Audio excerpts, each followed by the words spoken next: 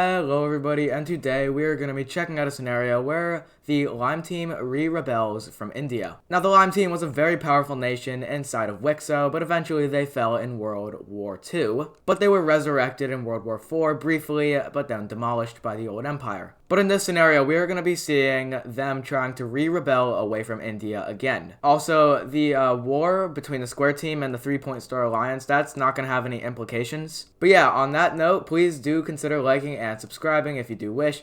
We are trying to hit 1,000 subscribers by the end of the year. And yeah, let's get straight into today's scenario. So, the Lime Team, wow, yeah, they're back. Now, if you're a geek and you watched episodes 67 and 68, I think, then you might have seen that the Lime Team also rebelled to these areas, but we are going to be ignoring those areas for now because we are just focusing here on the mainland of India. Now, obviously, with the resurrection of the Lime Team, there's going to be a lot of fighting, primarily up here in the northwest, where the rebels are going to have a lot of success. If I turn on the major cities, there are not many major cities up here, but there are a lot of pockets of population, not so much as like big clusters of people.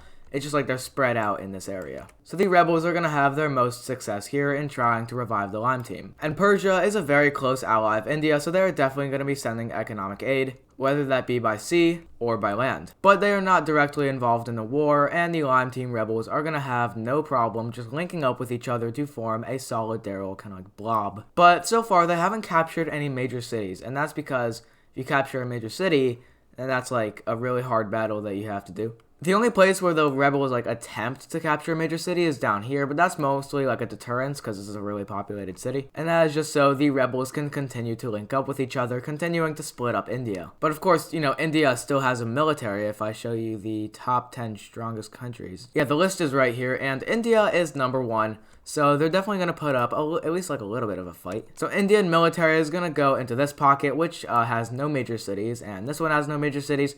But this one is a lot more closer to the population areas. So yeah, proximity is going to be the one that killed this little pocket. But we also see some incursions are made, and we are going to see the protection of this city, since if you do turn off the major cities, it is inside Indian territory, but barely. It was a major threat, so the Indians are going to go ahead and protect it. And that is their main priority right now. But these smaller pockets that have been cut off from Indian communication are going to fall over to the rebels, so the rebels have a primary section for them in the west. Now, of course, if the Lime Team rebellion happened again, there would definitely be some countries that maybe supported it, that maybe supported India, so we're going to see some countries, or at least I'm going to name some countries, that are going to vouch for India. The countries that are vouching for India are in their economical alliance, so yeah, the Orange Country, the Dark Beige Team, and Tibet, they are vouching for India. And the Lime Team rebels are pretty much not liked by anybody. There was tension between China and India, so China is probably their biggest supporter, but they're not actually physically involved. So the Lime Team, of a lack of better terms, has no support. But you have to put something into perspective. This is why the Lime Team is winning so much. It is because India has just exited World War V. World War V was a very costly war, and that is kind of the reason why the Lime Team was able to rise up so easily. So the Lime Team rebels had some areas, some stuff to plot, and maybe the military could defect to the Lime Team rebellion. And yeah, it's just a whole bunch of espionage between the two. But the pockets are going to continue to link up, and now almost all of them are linked up except this one. But this one is the most populated out of them, by far. It's because they have 3 major cities, and this one has 3 major cities. But these are really populated cities, so India is going to have their military primarily focused here. But now it's about time we see somebody else join this war. And that, of course, is going to be Persia. At the moment, Persia is feeling the little pockets inside of them, primarily up in the northwest. There are some talks of a Lime Team rebellion, so if Persia can show that they are a strong nation, then maybe, just maybe, the Lime Team rebels won't show a presence in Persia. So they're going to go and immediately see success cutting a pocket in half, and causing the Lime Team military from the southern pocket to go back to the pocket. But then they're going to start invading into Persia, and that's for 2 reasons. 1, they want to capture the capital, but 2, capturing this city would allow them to capture the capital. So right now, they have step 1, step 2, step 1, this city, and then capital.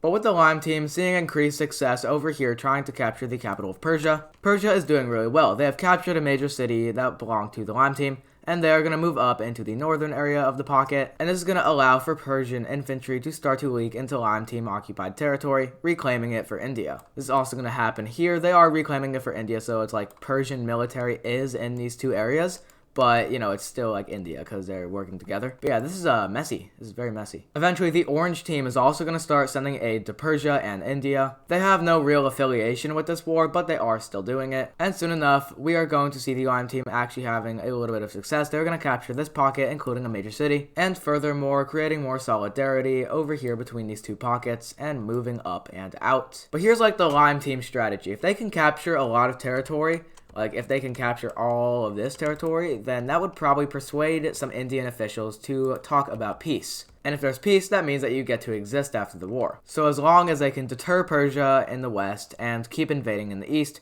then they will eventually be able to wear down India's morale and force them to make a peace treaty. But that is not looking very good, as on the east, where they primarily had their forces, the Indians are actually going to see success, capturing 3 major cities and wiping out an entire port. But now the lime team is going to embark in navy. In history, they were a very strong naval power over here in like Africa and then Indonesia and China. The lime team was a very socio-economically high status country. Their navy is going to be back at work as the first time it's been used in a lot of, well, time. It's going to go and it's going to land over here. And very small lime team landings are going to occur on the Bay of Western India. India is having a very hard time fending this off, so the lime team is going to see a new port being established. This one is going to be aimed at trying to capture the rest of these cities, but for now, they are very small. But a new offensive is going to be created. India has like a little arm going through here, so the lime team is going to intend to cut their arm off. They move south, and another plus that would come out of this is that they'd be able to re-link up with their pocket,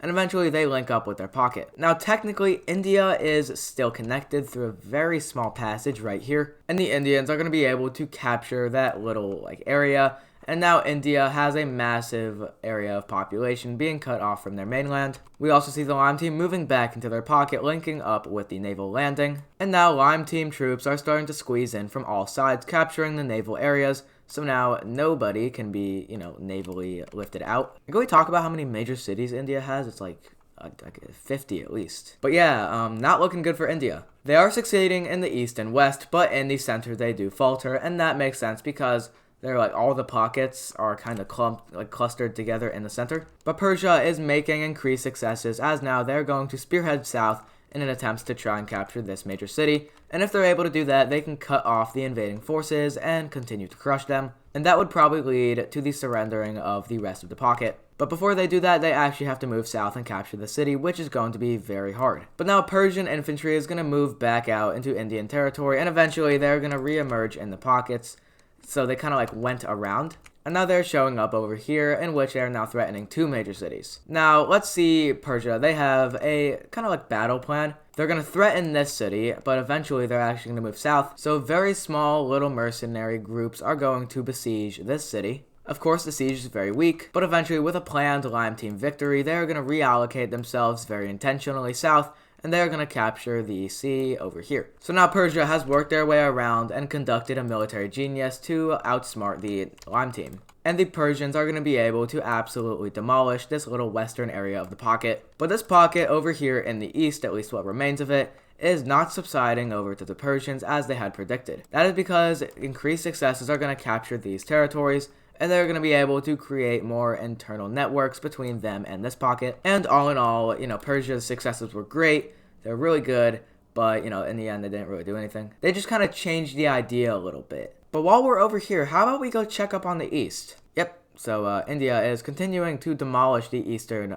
areas over here where the lime team resides, capturing 2 major cities and a large portion of the southern pocket. And the lime team is slowly being pushed out. But they have been able to secure these areas in the northwest, now seeing direct fighting with Persian military. And they're going to push down to these pockets, now cleaning up the west.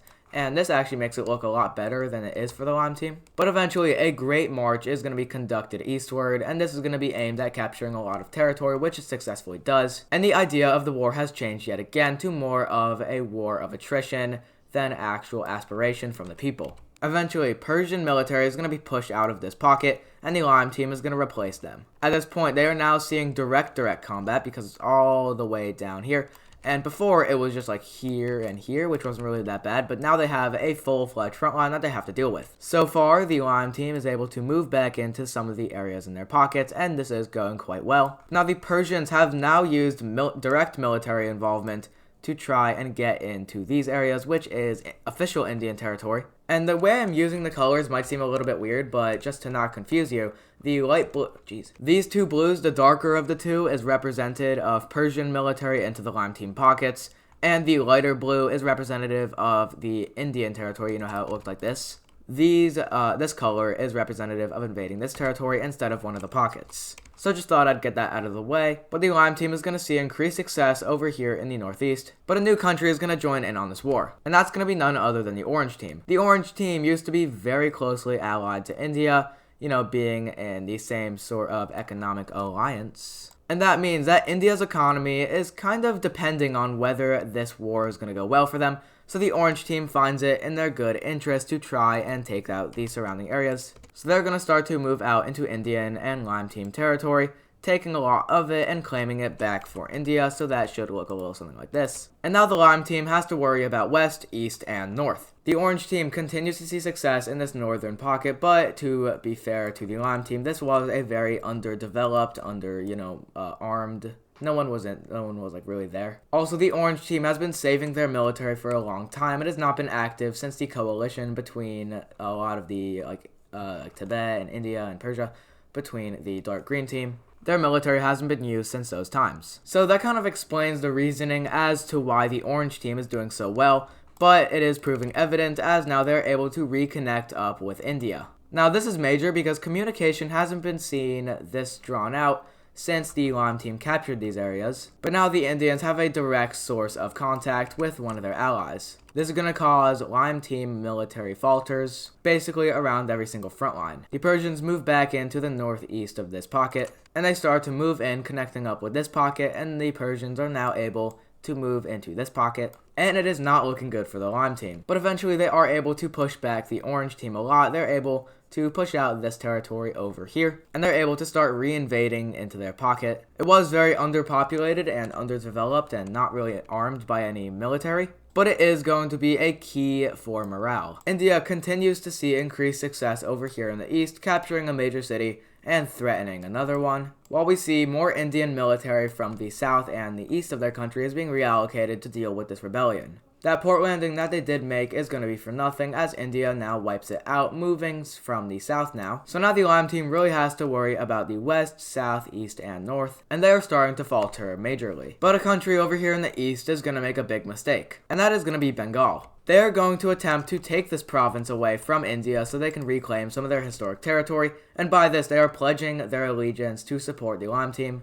And this goes well at first, their military is able to go up here. Although they are a new nation, they are able to move into these areas. They're not very populated. And eventually, Bengal is going to be able to capture the entire province. You can see it's like all one province. It's really weird. And they start to move eastward. Now, Bengal is definitely funded by somebody. But whoever is funding them is not sending them enough, as now when they get to these populated areas, India is just going to clap back, and they are going to absolutely demolish the Bangladesh country. So they're going to push in and capture a major city with ease while they follow the coastline. They capture another major city. Eventually, they're able to threaten the capital. And eventually, this is enough for them to be able to go ahead and take out all of their military from the northeast. Now, not all of it, just enough to keep a little grasp on it. But the little grasp is very easy for India to fight back against, as now the Bengal gains have been reduced to basically nothing. And India, in the face of new challenge, is performing immaculately. The entire Bengal military is pushed out and is replaced by Indian military now leaking into their country. And with the fall of their capital, they are going to see full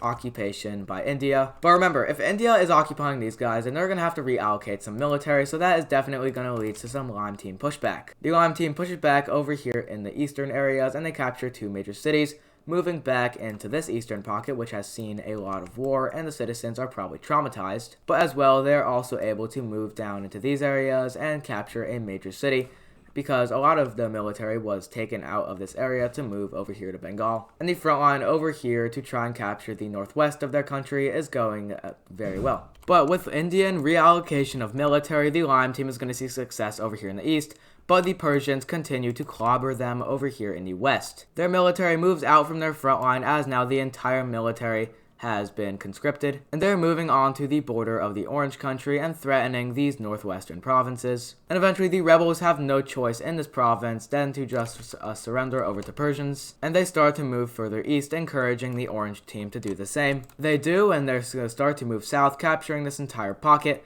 but they're also going to start to conscript their entire military and move into previously Indian territory, and this is going to help out the Indians a lot. And at this point, military that's only being used to occupy these areas, the latter of which is going to be brought back here to the front line, and they're going to start to close in on the Lime Team Rebellion. Now, for once and for all, this pocket over here in the eastern areas of the rebellion is going to be wiped out, and Indian military is going to start to push out from it. And now the Lime Team is being crushed from both sides. The Indians are able to move further west, now threatening this province over here, recapturing this one, and moving further into these areas, which are now under heavy implications that are being implicated by the Indian military. And working together with the Persians, they're going to be able to recapture this southern province, now being under their control forever. Well, not forever, who knows the future, but I do know the future for the next couple of seconds, and that is going to be the complete eradication of the Lime Team. And also, I do apologize if you hear anybody in the background. I have no control over that.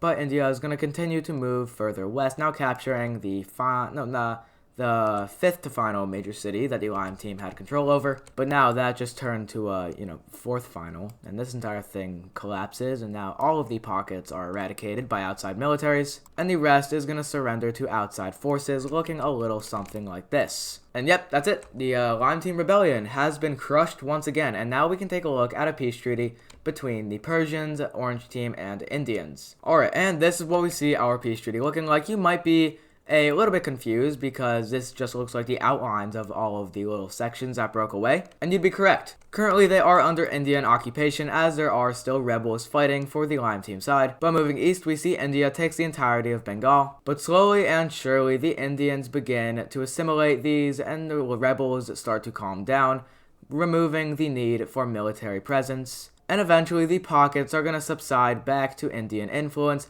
and eventually that's going to look a little something like this. So now it has reverted to the way it should be, just gray India. But that will do it for today's scenario. If you guys did enjoy, then please consider liking and subscribing. We are on the road for 1,000 subscribers by the end of 2025. Go down below to check out the Discord server. It's really fun. We talk about a whole bunch of cool stuff. And yeah, on that note, I will see you guys in tomorrow's video.